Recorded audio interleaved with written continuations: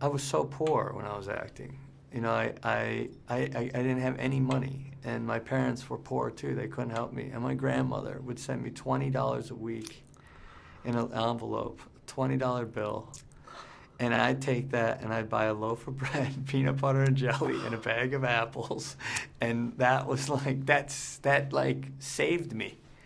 And it never failed. And she always said, keep doing what you're doing, honey, because you're gonna be great one day. When everyone around me was saying no. I love that story. It's a great.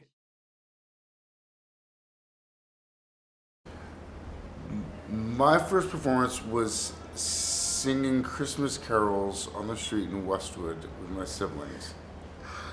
What a fantastic memory. It really was, actually. It was great.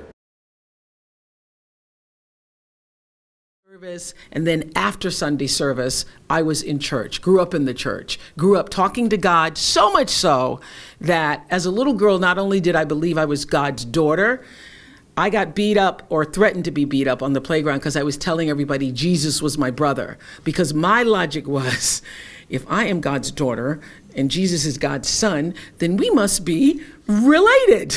So in my 7-year-old mind, I was telling people Jesus was my brother, and they were like, you're a liar, Jesus is not your brother, and this girl's crazy.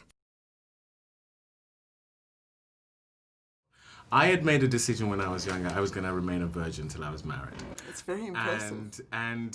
But there were people around me who like took it upon themselves to just, that is not going to happen. And I had, at drama school, I had like girls waging bets to see who could bed me, and it was like oppressive. I was like, just leave me alone. I've just made this choice that I wanted to, you know. And so yeah, they really went for me, but I managed to hold on. And, wow, that's fantastic. Yeah, but it's not Is probably. it? See, she would have been right there alongside me.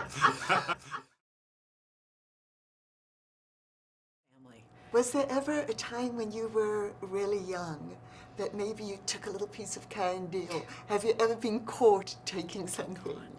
I stole a chunky when I was like 4, which was, I don't know if you remember, it was like in the 70s, these like thick, it was like a chunk of chocolate called a chunky. And my dad came down an aisle and I was sitting there like chewing it, and he goes, what are you eating? I said, I found it in my pocket. And he goes, oh, okay. Left, and I thought, oh, like I got, you know, first of all, I was like, why did I just steal this? I'm insane. And I knew I shouldn't have done it. And then I thought, okay, I've gotten away with it. I'll never do it again. I feel I'm like in a full sweat. And then we got into the car, we're driving home, and my dad said, oh yeah, Missy had a candy bar. And I just remember my mom turning around, she's like, she did? And she said, where did she get that? And my dad said, oh, she had it in her pocket. And my mom turned around and gave me such a look because she knew what was in my pockets. And she goes, did she buy it with her paycheck? And I was like, oh, God, I think I'm going to get in trouble. And sure enough, we drove all the way home. My dad and sister got out, and my mom said, stay in the car. And she got in, went to the driver's seat. We drove back into town, and I had to go in with my quarter. And I was like, I was sobbing. And the guy behind the counter said, oh, that's okay. And my mom pounded on the glass. She's like, it is not okay. She stole something. So I had to push the quarter across the thing, and I learned my lesson.